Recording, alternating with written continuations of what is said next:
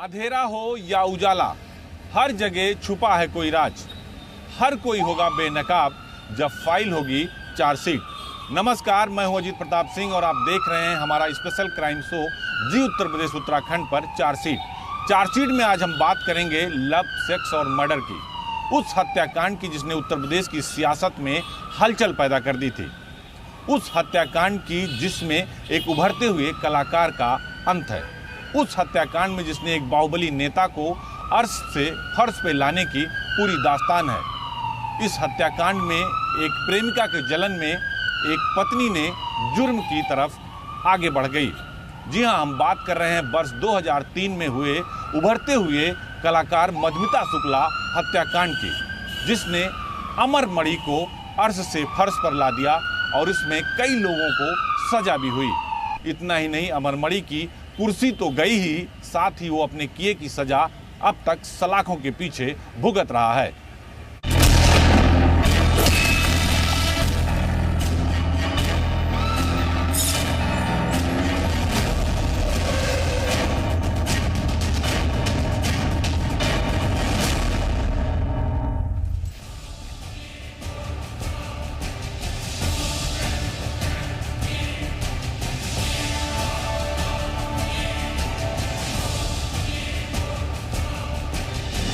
ये मधुमिता शुक्ला की डायरी के पन्ने का एक हिस्सा है। 4 महीने से मैं माँ बनने का सपना देखती रही हूँ। तुम इसे स्वीकार करने से इनकार कर सकते हो, लेकिन एक माँ के रूप में मैं ऐसा नहीं कर सकती। क्या मैं 6 महीनों तक इसे कोख में रखने के बाद इसकी हत्या कर दूं? क्या तुम्हें मेरे दर्द का अंदाजा नहीं है? तुमने मुझे बस एक उपभोग की वस्तु समझा है। वही मधुमिता शुक्ला जिसने अपनी तरुणाई में ही मंच पर अपनी कविताओं से एक अलग मकाम बना लिया था। वही मधुमिता शुक्ला जिसकी हत्या ने यूपी की सियासत की नींव हिला दी थी। वो अब तो इस दुनिया में नहीं रही, लेकिन वो जिस आदमी को इन पंक्तियों में कोस रही थी, उसका भी सियासी सफर तबाह हो गया। यह शख्स कोई और नहीं बल्कि तब एक प्रभावशाली मंत्री और पूर्वांचल का बाहुबली अमरमणि त्रिपाठी था। अमरमणि को पूर्वांचल में बाहुबली से नेता बनाने वाले हरिशंकर तिवारी का राजनीतिक वारिस माना जाता था। लेकिन लव, सेक्स और धोखे की इस कहानी ने सूबे की सियासी तस्वीर तो बदल ही दी, साथ ही अमरमणि को भी अर्श से फर्श पर ले आई। मधुमिता शुक्ला कांड ने सूबे की सियासी तस्वीर बदल दी। यही वजह रही कि अमरमणि त्रिपाठी अर्श से फर्श पर पहुंच गए। साल था 1999, जब लखीमपुर खीरी के छोटे से कस्बे की रहने वाली मधुमिता शुक्ला उभरती हुई कवित्री के रूप में सामने आई। तेज तर्रार युवा लेखिका मधुमिता राजनीतिक दिग्गजों के साथ साथ सामाजिक मुद्दों पर भी अपनी कलम चलाती थी। मधुमिता जल्दी ही कई कवि सम्मेलनों के साथ साथ राजनीतिक कार्यक्रमों के लिए पसंदीदा शख्सियत बन गई। नवंबर 1999, सुंदर और युवा मधुमिता पहली बार अमरमणि त्रिपाठी से मिली। अमरमणि नौतनवा से विधायक बन चुका था। वो कल्याण सिंह और राम प्रकाश गुप्ता की सरकारों में पहले काम भी कर चुके थे। बाहुबली माने जाने वाले अमरमणि उन नेताओं में से थे जो उस दौर की सियासत में हर बदलती सत्ता का महत्वपूर्ण हिस्सा हुआ करते थे। लगातार 6 बार विधायक रहे अमरमणि की विरासत को ऐसे समझा जा सकता है कि वो जेल से चुनाव जीतने वाले पहले नेताओं में से एक थे। अमरमणि विवाहित थे और उनके बच्चे भी थे। मधुमिता से उम्र में काफी बड़े भी, लेकिन मधुमिता के लिए वो एक आकर्षक व्यक्ति थे। मधुमिता जब अमरमणि के करीब आई तो वो बेहद खुश थी। वजह यह थी कि मंचों पर उसने जो नाम कमाया, जिसके बूते वो जीवन में आगे बढ़ना चाहती थी, उसे एक सहारा मिल गया था और वो सहारा था अमरमणि त्रिपाठी का। बात साल 2001 के शुरुआती महीनों की है। मंच पर मधुमिता ओज रस की ऐसी कविताएं पढ़ रही थी जिनके लिए वो शोहरत पा चुकी थी। अमरमणि को वो कविताएं रास आई या नहीं, ये तो नहीं कहा जा सकता, लेकिन वो उसकी सूरत पर रीझ गया। इसके बाद शुरू हुआ मुलाकातों का दौर। दोनों के बीच नजदीकियां बढ़ती चली गई। मधुमिता निम्न मध्यम वर्गीय तबके से आती थी। उसे अमरमणि का साथ अपनी जिंदगी के संवर जाने जैसा लगा। अमरमणि उसे अपने भरोसे की गिरफ्त में लेने की कोशिशों में जुटा रहा। गाहे बगाहे मदद, परिवार के लिए कुछ पैसा और इस तरह की दूसरी चीजें देकर वो चारे के तौर पर इस्तेमाल करता रहा।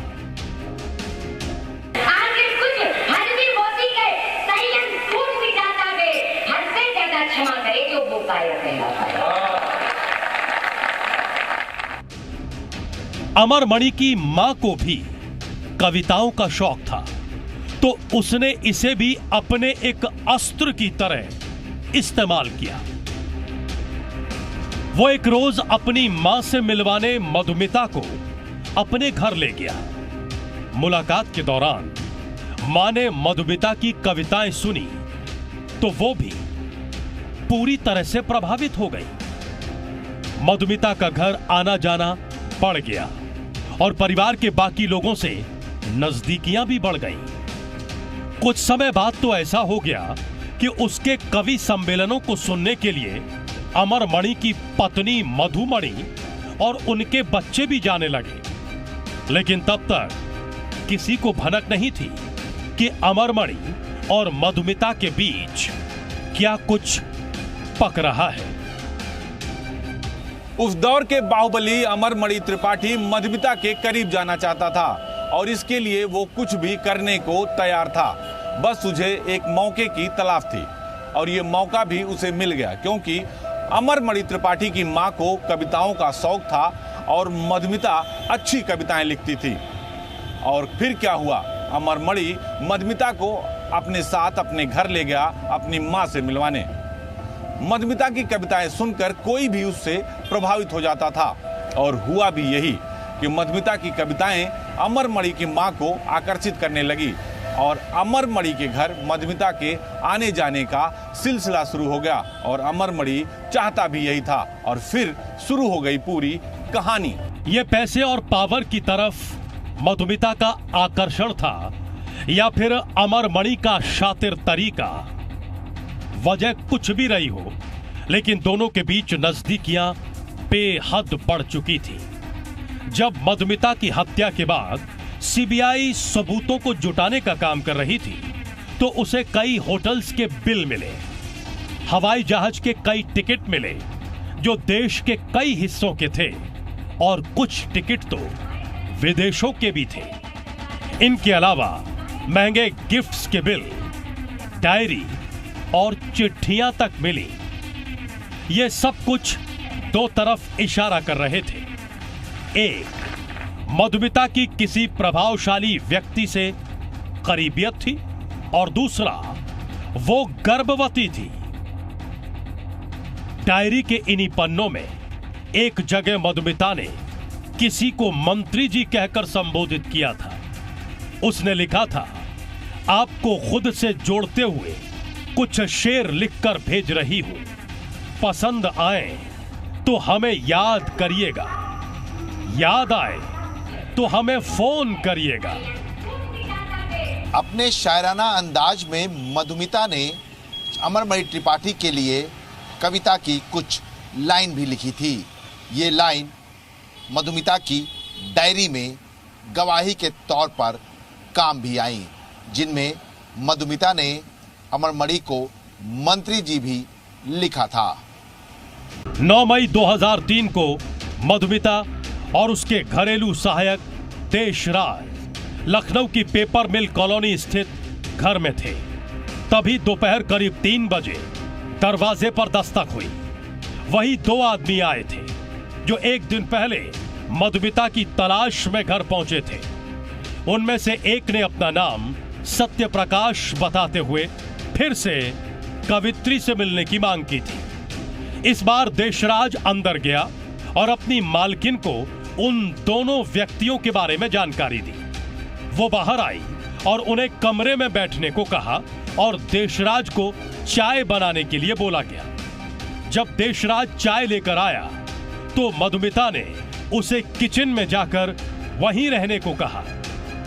तेज धमाके की आवाज सुनकर जब देशराज कमरे में वापस आया तो उसने देखा कि मधुमिता खून से लथपथ पड़ी है और वो दोनों व्यक्ति वहां से जा चुके हैं। हत्या के वक्त मधुमिता 7 महीने की गर्भवती थी। लेकिन यह पहला वाकया नहीं था। इससे पहले भी मधुमिता 2 बार प्रेग्नेंट हो चुकी थी। तब उसका अबॉर्शन अमरमणि ने अपने तरीके से करवाया था। पहली बार जब वो गर्भवती हुई थी तो मधुमिता को लेकर उसकी बहन निधि अमरमणि के घर गई थी। वहां काफी बहस भी हुई थी। इसके बाद अमरमणि ने ही पेपर मिल कॉलोनी में 2 कमरों का फ्लैट मधुमिता के लिए खरीद दिया था। तब से मधुमिता वहीं पर रह रही थी। साथ में उसकी बहन निधि भी रहती थी। अमरमणि कभी उसके घर जाता, कभी उसे अपने पास बुलवा लेता और कई बार तो वे कहीं और मुलाकात करते। मधुमिता पूरी तरह से अमरमणि के प्रेम की गिरफ्त में जा चुकी थी। मामूली आदमी का काम नहीं है ये, बस हम इतना ही कहना चाहेंगे। क्या आपको लगता है वो सत्ता में बैठा है इसलिए आप लोग? सीबीआई को मिली डायरी के एक पन्ने पर मधुमिता ने लिखा था, मैं आपके साथ एक वैश्या की तरह रात को रुकती हूं, लेकिन मुझे सुबह होते ही निकाल दिया जाता है। इतने पर भी मैं आपसे मिलकर खुश होती हूं। अमरमणि और मधुमिता के बीच चल रहा ये इश्क आखिर कब तक छिपता? आखिरकार इसकी चर्चा राजनीतिक गलियारों में होने लगी। इसकी भनक अमरमणि की पत्नी मधुमणि को भी लग गई। एक रोज उसने अमरमणि से मधुमिता को लेकर सवाल पूछा। अमरमणि इस रिश्ते से साफ मुकर गया, लेकिन मधुमणि को उसके इस इनकार पर किसी तरह का कोई भरोसा नहीं था। उसने इसकी रेकी करवानी शुरू कर दी। पेपर मिल कॉलोनी में ही रहने वाले मानवेंद्र को इसकी जिम्मेदारी दी गई। कहते हैं ना, इश्क और मुस्क छुपाए नहीं छुपते। और अब ये वक्त आ गया था कि लोग अमरमणि और मधुमिता की बातें करने लगी थी। अमरमणि भी ये चाहता था कहीं उसका ये किस्सा धीरे धीरे करके लोगों की जुबान पर कहीं अफसाना ना बन जाए। लेकिन ये बात धीरे धीरे हवा में तैरने लगी। यहाँ तक कि सियासी गलियारों में भी चर्चा होने लगी अमरमणि और मधुमिता की। अब वो वक्त आ गया था जब अमरमणि अपनी ही पत्नी मधुमणि के सामने घर के अंदर मुजरिम के तौर पर खड़ा था। अमरमणि ने लाख सफाई देने की कोशिश की, लेकिन वो कामयाब नहीं हुआ। मधुमणि यानी अमरमणि की पत्नी के दिमाग में शक का कीड़ा पूरी तरह घुस गया था। शायद यही शक के कीड़े ने इन पति पत्नी को सलाखों के पीछे पहुंचने पर मजबूर भी कर दिया। सीबीआई ने तफ्तीश के दौरान जो केस डायरी में दर्ज किया है उसमें क्या लिखा है सुनिए। उसमें लिखा है कि साल 2001 की सर्दियों की रात में अमरमणि जब मधुमिता के घर गया तो इसकी सूचना मानवेंद्र ने मधुमणि को दे दी। मधुमणि अपनी गाड़ी से उस घर में पहुंच गई। दरवाजा खटखटाया तो मधुमिता ने खिड़की से जैसे ही झांका, मधुमणि आग बबूला होकर उसे गालियां देने लगी। आसपास के लोग भी इस मंजर को देख रहे थे। मधुमिता ने दरवाजा खोल दिया, लेकिन भीतर अमरमणि नहीं मिला। दरअसल अमरमणि पिछले कमरे के एक हिस्से में गद्दे के नीचे छिपा था, जिसे स्टोर की तरह इस्तेमाल किया जाता था। मधुमणि तो वहां से चली गई, लेकिन उसके दिमाग में अब यह बात पुख्ता हो चुकी थी कि मधुमिता के घर अमरमणि का आना जाना है।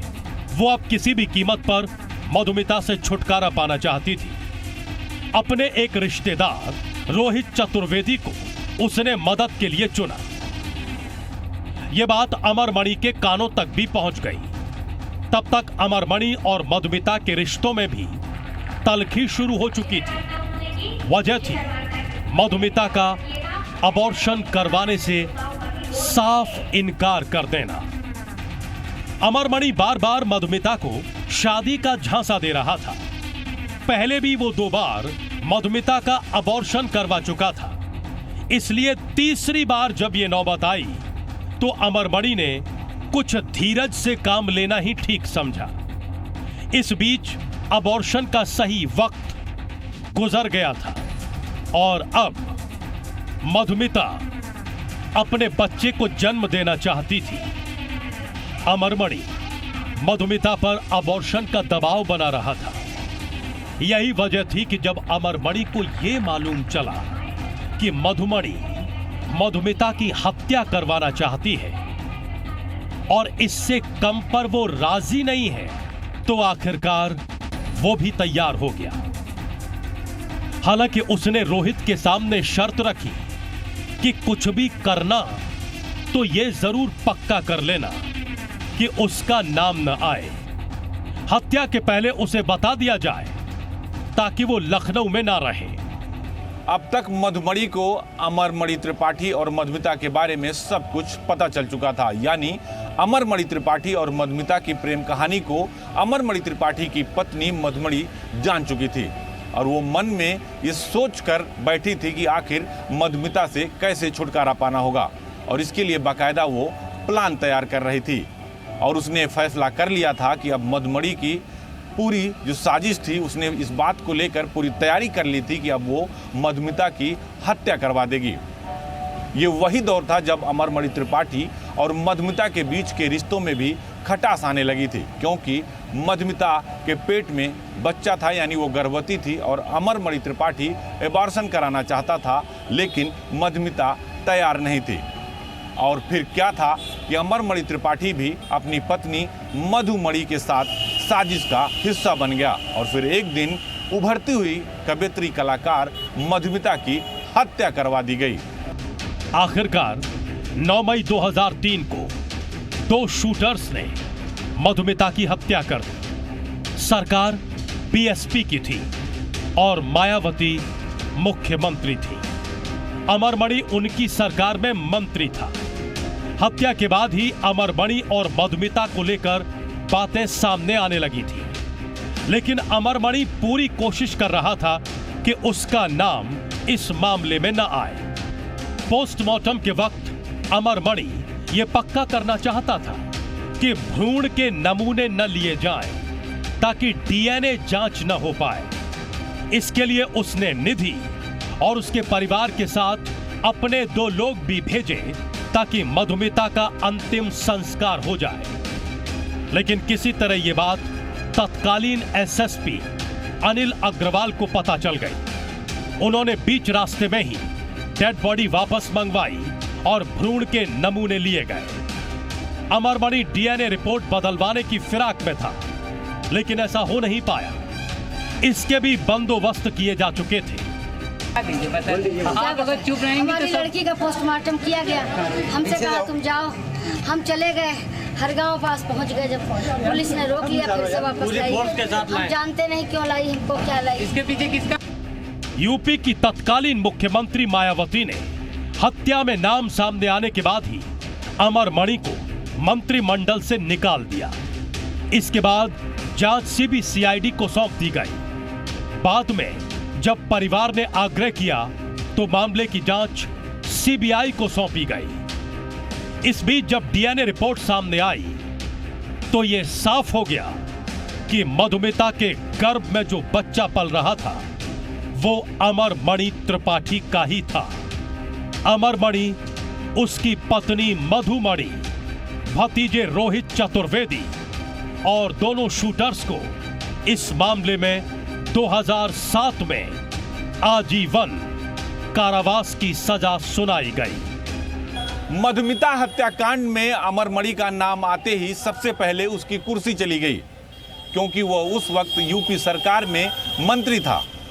तब तक ये बात भी सामने आ चुकी थी कि मधुमिता के पेट में जो बच्चा था वो अमरमणि त्रिपाठी का था।